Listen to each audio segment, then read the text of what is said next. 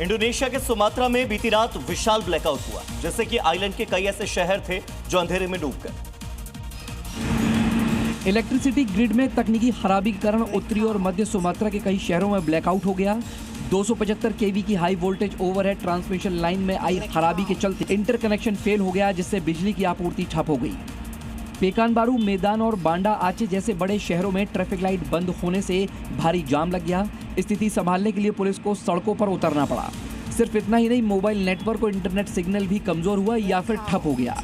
हालांकि बाद में बिजली कंपनियों ने अपने टेक्नीशियन को मैदान में उतारा और बिजली आपूर्ति को धीरे धीरे बहाल करने का काम शुरू किया। एक तरफ भीषण गर्मी का प्रकोप जारी है, दूसरी तरफ दुनिया के कई देश मूसलाधार बारिश से बेहाल हैं। नेपाल से न्यूयॉर्क हो या फिर तुर्की से इंडोनेशिया, बाढ़ के आफतकाल ने जिंदगी की रफ्तार पर ब्रेक लगा दिया। न घरों से निकल पा रहे हैं और न ही फिलहाल राहत की कोई उम्मीद दिख रही है। इंडोनेशिया में लगातार बारिश के बाद बाढ़ का पानी घरों तक पहुंच गया है, जो अपने साथ सब कुछ बहा ले जाने पर आमदा है। पानी का रौद्र रूप नेपाल में भी देखने को मिल रहा है, जहां सड़क पर पानी का बहाव इतना तेज है कि भारी भरकम गाड़ियां बहती दिख रही हैं। तुर्की में तो सड़क पर सिर्फ पानी ही पानी दिख रहा है और गाड़ियां पूरी तरीके से डूब चुकी हैं। न्यूयॉर्क शहर भी बाढ़ के आपातकाल से अछूता नहीं है। सड़कों पर भरे पानी की वजह से यातायात ठप है। लोगों के घरों और ऑफिस तक में पानी घुस चुका है।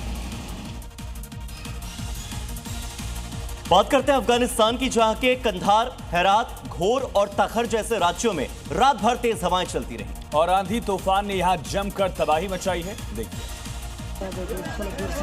जिसकी वजह से अफगानिस्तान में भारी जान माल के नुकसान के साथ ही 6 लोगों की जान भी गई है। लगातार मूसलाधार बारिश के बाद गाड़ियां पानी में बहती नजर आईं। तेज हवाओं और आंधी तूफान की वजह से सड़कें, कुएं, खेत की जमीन, पेड़ और सैकड़ों सोलर पैनल तबाह हो गए। तूफान से बिजली के सभी खंभे टूट गए, जिससे लोगों को भारी परेशानी का सामना करना पड़ा। बाढ़ से कई लोगों के घर, खेती की जमीन और घरेलू सामान बर्बाद हो गए हैं।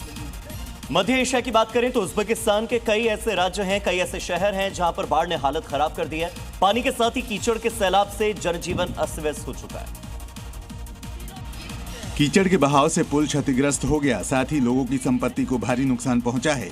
अगर स्थानीय लोगों की माने तो कीचड़ के बहाव के गंभीर परिणाम सामने आ रहे हैं, क्योंकि नुकसान का दायरा काफी बड़ा है। वीडियो में तेज गंदा पानी, मलबा, पेड़ और एक सफेद कार पानी में फंसी हुई दिखाई दे रही है। स्थानीय लोगों ने इस बाढ़ की तुलना 1998 के विनाशकारी मड फ्लो से की है, जो उस इलाके में पहले भी बड़ा नुकसान कर चुका है। और चीन इस वक्त विनाशकारी बाढ़ से जूझ रहा है, जिसमें कई लोगों की मौत हुई है। साथ ही 10 लोग अब तक लापता बताए जा रहे हैं। चीन के हुनान प्रांत में रिकॉर्ड तोड़ बाढ़ ने तबाही मचा रखी है। सड़कें जलमग्न हो गई हैं, कई शहर पूरी तरह से पानी में डूब चुके हैं। लोगों का घर से बाहर निकलना खतरे से खाली नहीं है, क्योंकि बाढ़ से अब तक 6 लोगों की मौत और 10 लोग लापता हो गए हैं। इसलिए लोगों को सेफ रहने की अपील की जा रही है।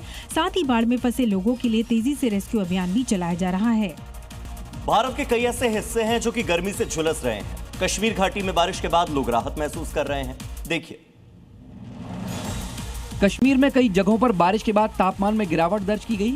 श्रीनगर में बारिश के बाद शहर के कई इलाकों में लोगों को गर्मी से राहत मिली।